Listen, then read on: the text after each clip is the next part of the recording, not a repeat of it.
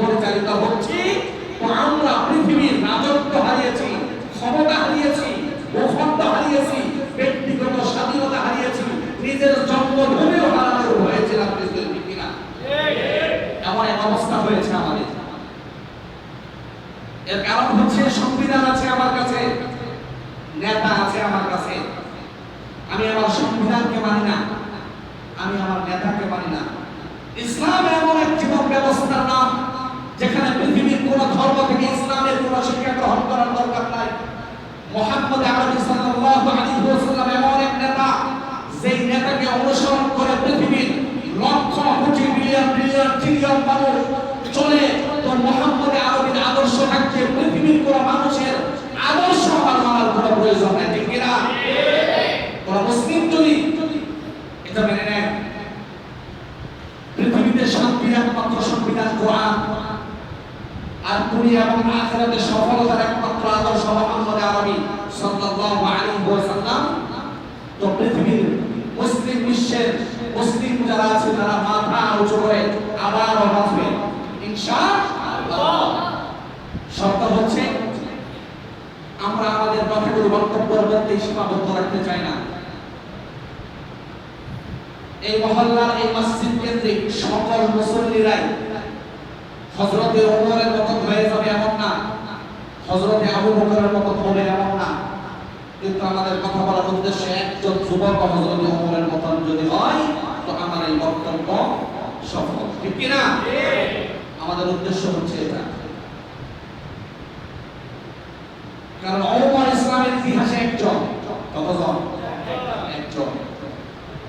তো বাংলার প্রতি অঞ্চল থেকে যদি একজন করে ওমর তৈরি হয়, প্রত্যেক মসজিদ মহল্লায় যদি একজন করে তৈরি হয়, তো বাতিলরা আমাদের সামনে মাথা তুলে দাঁড়াতে পারবে না।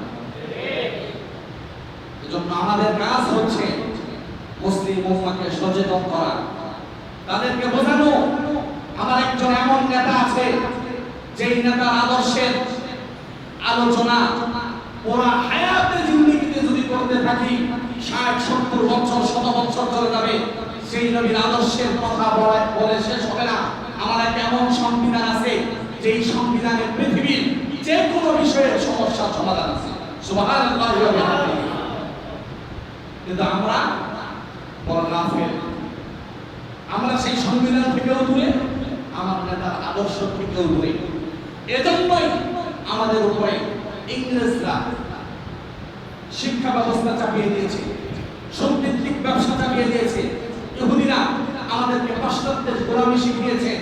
আমরা মুসলিম, আমাদের মুসলমানের অবস্থানে নাই।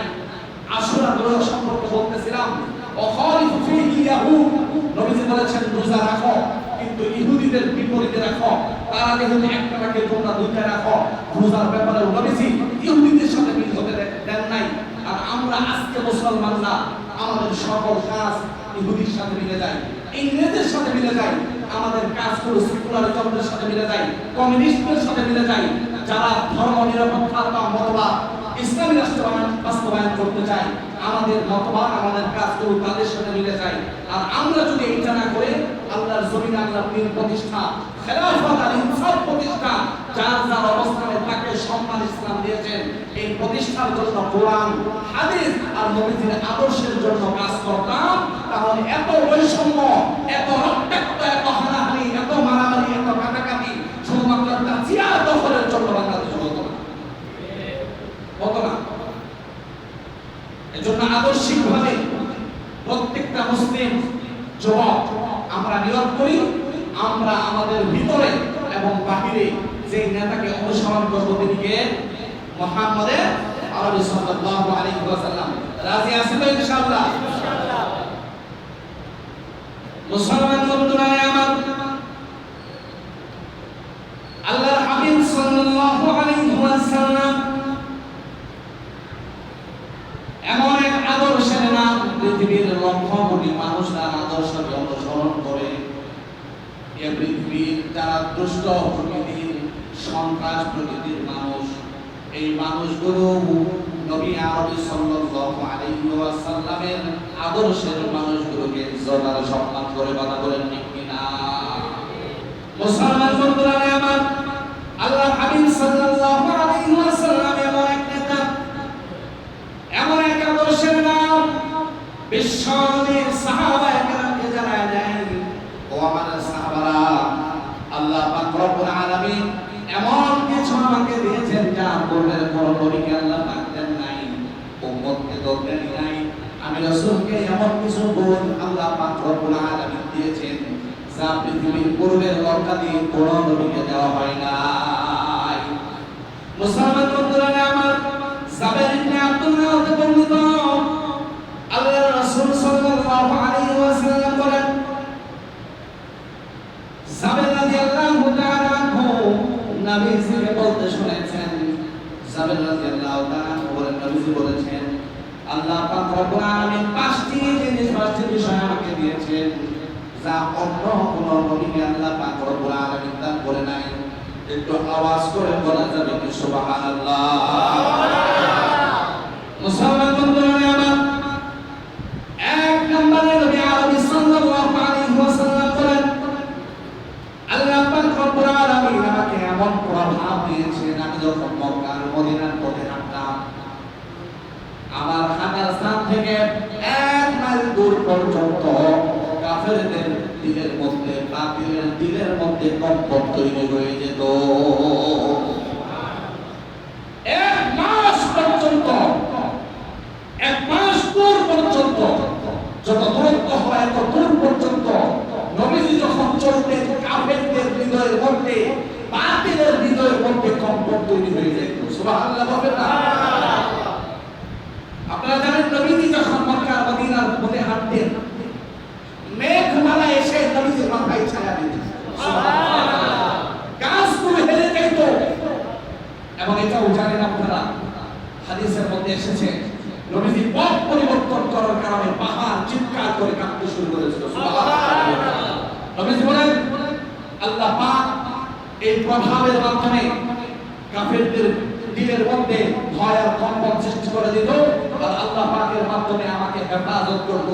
এর বাস্তব প্রমাণ, পুরা পৃথিবী যখন এখন মুসলিমদেরকে নিধনের কাজে, পুরা পৃথিবী মুসলিমদেরকে নিধনের কাজে ব্যস্ত, মুসলিমদের ঐতিহ্য একবারে মাটির সাথে মিশিয়ে যাচ্ছে, আফগানের কিছু মোল্লারা আফগানিস্তানে বসে আছে, আর পুরা পৃথিবীর বাতিলরা এক আফগানিস্তানের পাখিওয়ালাকে দেখতে পারে না, ঠিক না?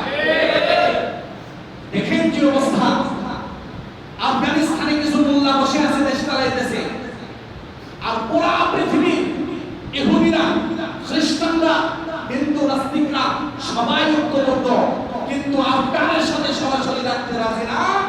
পৃথিবীর হাজার হাজার মাইল দূরে এদের দিলের মধ্যে আল্লাহ পাক রব্বুল আলামিন পৃথিবীর সুপার পাওয়ার দেশদের প্রধানমন্ত্রীর হৃদয়ের মধ্যে আফগানের মোল্লাদের ভয় ঢুকায় দিয়েছে, ঠিক কি না? এটার কারণ হচ্ছে কোরআন। এই মুজিজা আল্লাহ পাক রব্বুল আলামিন তার নবীকে দিয়েছেন। পূর্বের নবীদের অথবা উম্মতের এই মুজিজা ছিল না, যার প্রভাব আজকে উম্মতের মধ্যে আছে। এজন্য মুসলিম বিশ্বের কোন নেতা যখন ইসলামের পক্ষে কথা বলে, ইসলামী শরিয়া ইমারতে ইসলামিয়ার পক্ষে কথা বলে, পুরা বাতিল নামীদের তাকে গায়েল করতে চায়, কথা কোন ঠিক কি না? আন্তর্জাতিক আদালতে আফগানের মোল্লাদের ব্যাপারে নতুন করে মামলা হয়েছে, নারী নির্যাতনের মামলা। এমনকি আপনারা জানেন, ক্রিকেট বোর্ডের যে আইসিসি বোর্ড আছে, এই বোর্ড থেকে আফগানের মেয়েদের ক্রিকেট সাথে ছেলেদের ক্রিকেট নিষেধের আবেদন জানাইছে। এরা বলে নারীদেরকে বৈষম্য করে ভিতরে রাখে, নারীদের প্রতিভা বিকশিত হতে দেয় না। ওরা জানে না যে ইসলাম নারীদের ঘরে সম্মান দিয়েছে, ইসলাম আল্লাহর পছন্দের মতো নারীদেরকে বাজারের পণ্য বানাতে চায় না, ঠিক কি না? ইসলাম নারীদেরকে ইজ্জত দিতে চায়। আফগানের মুজাহিদরা এই পৃথিবীকে দেখিয়ে দিয়েছে, পুরা পৃথিবী যখন আফগানের বিরুদ্ধে তারা ইমারতে ইসলামিয়া কায়েম করে সারা পৃথিবীর সবচেয়ে সুপার পাওয়ার দেশের অর্থনৈতিক অবস্থার সাথে আফগানের মোল্লারা পাল্লা দিয়ে চলছে, ঠিক কিনা? পৃথিবীতে একটা দেশ এখন পাল্লা দিয়ে চলছে, তাদেরকে দমানোর জন্য আন্তর্জাতিক মামলা, নারীদের উপরে জুলুম করা হচ্ছে বলে আফগানে এগুলো বলে আন্তর্জাতিকভাবে মামলা করেছে। একটা দেশ আর বাকি সব দেশে এখন ভারত ইসলামী নাই। এক দেশের বয়ে পুরা দুনিয়ার আমেরিকা সহ পৃথিবীর সকল ইহুদি রাষ্ট্র খ্রিস্টান রাষ্ট্রগুলো হয়ে থরথর করে কাঁপছে। এই মুজিজা আর এই পাওয়ার আল্লাহ পাক রব্বুল আলামিন আখির জামানার নবী তার উম্মতদেরকে দিয়েছেন। সুবহানাল্লাহ। মুহাম্মদ আরবি সাল্লাল্লাহু আলাইহি ওয়াসাল্লাম সাবের ইবনে আব্দুল্লাহ রাদিয়াল্লাহু তাআলা আনহুকে বলছেন, আল্লাহ পাক রব্বুল আলামিন পাঁচটি বিষয় আমাকে দান করেছেন যা অন্য কোন নবীকে আল্লাহ পাক দেন নাই। দ্বিতীয় বিষয় হলো আল্লাহ পাক রব্বুল আলামিন পৃথিবীর সকল জমিনকে আমার উম্মতের জন্য মসজিদ বানায় দিয়েছেন। সুবহানাল্লাহ। অন্য নবীদের জন্য আল্লাহ পাক রব্বুল আলামিন নির্দিষ্ট স্থান আর জায়গা দিয়েছেন, ওই জায়গায় গিয়ে ইবাদত করতে হতো। কিন্তু এই উম্মত যেখানে ইচ্ছা সেখানে পবিত্র স্থানে নামাজ আদায় করতে পারে, যেখানে ইচ্ছা সেখানে। অন্য নবীদের উম্মতরা ইবাদত করতে পারতো না। নির্দিষ্ট স্থান ছিল। আল্লাহ পাক রব্বুল আলামিন পুরো দুনিয়ার জমিনকে আমাদের জন্য নামাজের জন্য উপযোগী উন্মুক্ত করে দিয়েছে। সুবহানাল্লাহ। এমন এক পরিস্থিতি হলো মসজিদ নাই, জামাতের হুকুম নাই, আপনি অনেক জঙ্গলের ভিতরে গভীরে মসজিদে জামাতে শরীক হতে পারবেন না। আযান হয়ে গেছে, পবিত্র থাকলে ওই জায়গায় আপনার জন্য মসজিদ। সুবহানাল্লাহ। এটা শুধু এই উম্মতের জন্য। দ্বিতীয় নাম্বার, আল্লাহ রাসূল সাল্লাল্লাহু আলাইহি ওয়াসাল্লাম আসার পর ইসলাম প্রতিষ্ঠার জন্য যতগুলো যুদ্ধ হয়, নবীজির পূর্বে যত নবীরা জমিনে আসছিল তারা দিন প্রতিষ্ঠার জন্য যত সংগ্রাম করেছে, যুদ্ধের পর যে গনিমতের সম্পদ আর সামানা মাল থাকে, এই সম্পদ আর মালগুলো অন্যদের জন্য ব্যবহার করা জায়েজ ছিল না। আল্লাহ পাক রব্বুল আলামিন যুদ্ধে বিজয়ের পর এই সম্পদগুলো মালগুলো কাফেরদের কাছ থেকে আমরা যুদ্ধ করে বিজয় হওয়ার পর যে মালগুলো অর্জন করব, এগুলো আল্লাহ পাক রব্বুল আলামিন আমার নবীর উপরে এগুলো হালাল করে দিয়েছে। সুবহানাল্লাহ। এটা নবীজির আগ পর্যন্ত হালাল ছিল না। আল্লাহ রাসূল সাল্লাল্লাহু আলাইহি ওয়াসাল্লাম যুদ্ধে গেলেন, যুদ্ধের পর যখন কাফেররা পরাজয় বরণ করলো, ওই গনিমতের মালগুলো যেগুলো ছিল এগুলো মুসলমানদের জন্য ভোগ করা, ব্যবহার করা আল্লাহ পাক রব্বুল আলামিন মুহাম্মদ আরবিতে হালাল ঘোষণা করে দিলেন। দ্বিতীয় নাম্বার, চতুর্থ নাম্বার, সাবির ইবনে আব্দুল্লাহ রাদিয়াল্লাহু তাআলা আনহু বলছেন, আল্লাহ পাক রব্বুল আলামিন আমাকে শাফাআতের অধিকার দান করেছেন। সুবহানাল্লাহ। আল্লাহ আওয়াজ করে বলি সুবহানাল্লাহ। শাফাআত, সুপারিশের অধিকার আল্লাহ পাক রব্বুল আলামিন আপনার নবীকে দান করেছেন। নবীজি ময়দানে মাহশারে আপনার আমার জন্য সুপারিশ করবেন। নবীজির সুপারিশ ছাড়া এই উম্মত জান্নাতে যাবে অসম্ভব। সুতরাং নবী আমাদের জন্য সুপারিশ করবেন, এটা নির্ধারণ হয়েছে। এই জন্য তো হলেও জোরে একটু চিৎকার করে বলার দরকার আলহামদুলিল্লাহ। সুপারিশের পাওয়ার কেমন? মাকামে মাহমুদ যে স্থান নবীজিকে দেওয়া হবে, মাকামে মাহমুদের ভিতরে নবীজি অবস্থান করবেন, সিজদায় থাকবেন। আল্লাহ পাক নবীজিকে মাথা ওঠানোর জন্য বলবেন। যতক্ষণ পর্যন্ত নবী সাল্লাল্লাহু আলাইহি ওয়াসাল্লাম মাকামে মাহমুদ থেকে মাথা উঠে আল্লাহ পাককে না বলবেন, রব আপনার বিচারের ব্যবস্থা কায়েম করেন, ততক্ষণ পর্যন্ত সর্বক্ষণ কোন নবী আল্লাহ পাকের সাথে কোনো কথাই বলতে পারে না। আপনার আমার নবী, আপনার আমার নবী, আপনার আমার আদর্শের নেতা, যিনি দুনিয়াতেও সফল কাম, তার আদর্শ মানলে পরকালেও সফল কাম। ঠিক কিনা?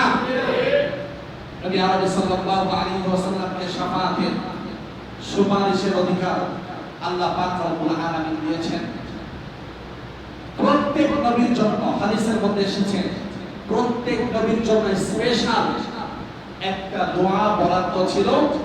এমন এক কঠিন মুহূর্ত, যে মুহূর্তে সেখান থেকে ফিরে আসা অথবা বিজয় লাভ করা বড় কঠিন হয়ে যাবে, এমন এক কঠিন মুহূর্তে কোন নবী যদি এই দোয়াটা করে, নবীরা যেহেতু মুস্তাজাবুদ দাওয়া, যদি দোয়া করে তো আল্লাহ পাক রব্বুল আলামিন কঠিন মুহূর্তে নবীদের ওই দোয়াটা কবুল করে নেবে।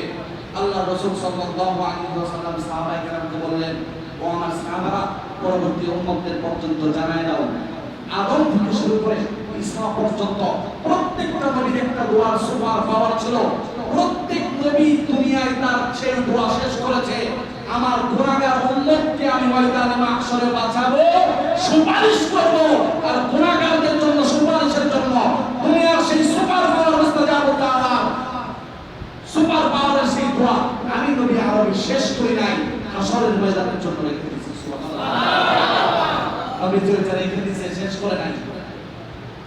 যখন তিরমিজির একটা বর্ণনা পাওয়া যায়, একজন ফেরেশতা আল্লাহ পাকের পক্ষ থেকে নবীজির কাছে আসলেন, এসে নবীজিকে বললেন, নবীজি, আল্লাহ পাকের পক্ষ থেকে দুইটা অপশন নিয়ে আমি আসছি, যে কোনো একটা গ্রহণ করা যাবে, দুইটাই গ্রহণ করার কোনো সিস্টেম নাই, যে কোনো একটা গ্রহণ করতে হবে। কয়টা? কয়টা অপশন? কয়টা? দুইটা। এক নাম্বার, নবীজি আপনার যত উম্মত হবে অর্ধেক উম্মতকে আপনি জান্নাতে দিন। সুবহানাল্লাহ। নবীজি বললেন দ্বিতীয় অপশন। ফেরেশতা বললেন যে নবীজি দ্বিতীয় অপশন হচ্ছে আপনি ময়দানে মাহশরে শাফাআতের সুযোগ পাবেন, উম্মতের জন্য সুপারিশ করার, রিকোয়েস্ট করার সুযোগ পাবেন। এই শাফাআত করার অধিকার আল্লাহ পাক আপনাকে দিবেন। আপনি কি আপনার অর্ধেক উম্মতকে জান্নাতে দিতে চান, নাকি আপনার উম্মতের জন্য আপনি শাফাআতের সুযোগ চান? আল্লাহ রাসূল সাল্লাল্লাহু আলাইহি ওয়াসাল্লাম বললেন, আমি অর্ধেক উম্মতকে যদি জান্নাতে নেই, আমার বাকি উম্মত কি করবে? আমি তো ময়দানে মাহশরে আমার একজন অনন্ত উম্মত যদি জাহান্নামে যায়, জাহান্নামের ফয়সালা হয়ে যায়, ততক্ষণ পর্যন্ত আমি মাথা উঠাবো না, শাফাআত করতেই থাকবো, সুপারিশ করতেই থাকবো। আল্লাহ আমার উম্মতকে জান্নাত না দেওয়া পর্যন্ত আমি নবী জান্নাতে ঢুকবো না। এক দলকে আল্লাহ ঘোষণা করে দিবেন, নবীজি আপনার এই উম্মতদেরকে জান্নাতে নিয়ে আপনি প্রবেশ করুন। নবীজি এই দলকে নিয়ে জান্নাতে যাবেন, দরজায় গিয়ে নবীজি জান্নাতে উম্মতকে ঢুকায় দিয়া নবীজি পিছন থেকে আবার চলে আসবেন। মুফাসসিরিনে বলেন নবীজি পিছন থেকে চলে আসবেন, নবীজির কোন উম্মত ভুলক্রমে নাজাত থেকে মুক্তি পেল কি পেল না, এই পেরেশানির কারণে নবীজি জান্নাতে প্রবেশ না করে আবার হাশরের ময়দানে তার উম্মত খোদার জন্য আসবে। এতক্ষণ যে কথা বললাম এটা কাদের নবী? আসলে বলেন কাদের নবী? কোন নবী? আখিরি জামানার পয়গম্বরের নবী। আপনার আমার নবী সাধারণ নবী না, আপনার আমার নবী পৃথিবীর শুরু থেকে শেষ পর্যন্ত যত নবী আছে সকল নবীর নেতা সরদার। সুবহানাল্লাহ। এত সমস্যা আমার কাছে, আপনার কাছে আমার নেতার দাম নাই, মুহাম্মদ আরবির দাম নাই, এজন্য আপনাকে আমাকে চা দিয়ে বিক্রি করা যায়, এজন্য আপনাকে আমাকে 1 কেজি আধা কেজি চিনি দিয়ে বিক্রি করা যায়, এজন্য আপনাকে আমাকে এক জায়গা থেকে 1 কিলোমিটার রিকশায় নিয়ে বুট কিনে নেওয়া যায়। যদি আমি আপনি আমার নবীর আদর্শে যেতাম, তাহলে আর চার হোটেলে বসে 1 কাপ চার জন্য আমার ইমান আর বুট বিক্রি হতো না। প্রত্যেকটা মুসলমানের দায়িত্ব তার ইমানকে হেফাজত করা। সেই নেতার কথা বললাম, এমন কোন নেতা আছে পৃথিবীতে তার সাথে তুলনা করা যায় কেউ আছে এরকম? তো নেতা যদি মানতে হয় কাকে মানবো? মুহাম্মদ আরবিকে মানবো। সফলতা এখানে, শান্তি এখানে। যেখানে সফলতা খুঁজছেন আপনি খুঁজে পাবেন না, এই কথাটা আমরা আপনাদেরকে বুঝাইতে পারি। যখন বোঝাতে যাই কখনো কথাগুলো শক্ত হয়, কখনো নরম হয়, আর আপনারা ভেবেন হুজুররা আপনাদের শত্রু। ভিতরের যন্ত্রণা থেকে বলি, এই উম্মতের একটা দায়িত্ব, নবীওয়ালা ওয়ারিসদের একটা দায়িত্ব, সে নিজে বাঁচতে পারবে না, পুরা জাতিকে নিয়ে বাঁচতে বলে।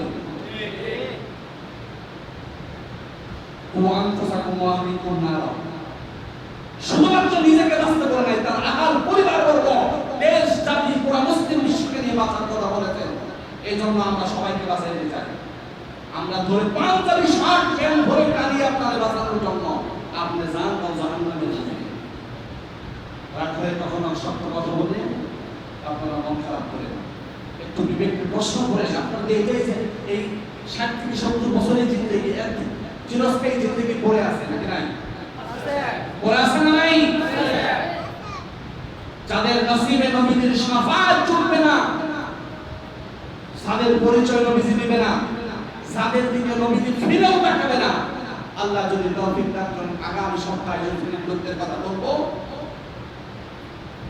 আর 5 নাম্বার যে 5টা জিনিস দান করেছেন এর মধ্যে 5ম নাম্বার হচ্ছে আল্লাহ পাক প্রত্যেক নবীকে নির্দিষ্ট অঞ্চল এবং গোত্রের জন্য পাঠিয়েছেন। প্রত্যেক নবীকে নির্দিষ্ট অঞ্চল আর গোত্রের জন্য পাঠিয়েছেন। তৎকালীন জামানার সকল নবীদের সিস্টেম ছিল এমন, যেমন আমাদের কাসরের জন্য নবী একটা, মাস্টারবাড়ির জন্য আরেকজন নবী, এমন ভাবে বরাদ্দ ছিল। শুধুমাত্র কেবলমাত্র একমাত্র সরকারে দু জাহান আপনার আমার নেতা বিশ্ব নবী মুহাম্মদ আরবি সাল্লাল্লাহু আলাইহি ওয়াসাল্লাম সমগ্র জাহানের সমস্ত নবী, আসমান জমিনের পশু পাখি মানুষ সকলের নবী শুধুমাত্র একজন মুহাম্মদ আরবি সাল্লাল্লাহু আলাইহি ওয়াসাল্লাম। আর কোন নবীকে বিশ্ব জগতের নবী বানায় পাঠানো হয় না, একজনকে।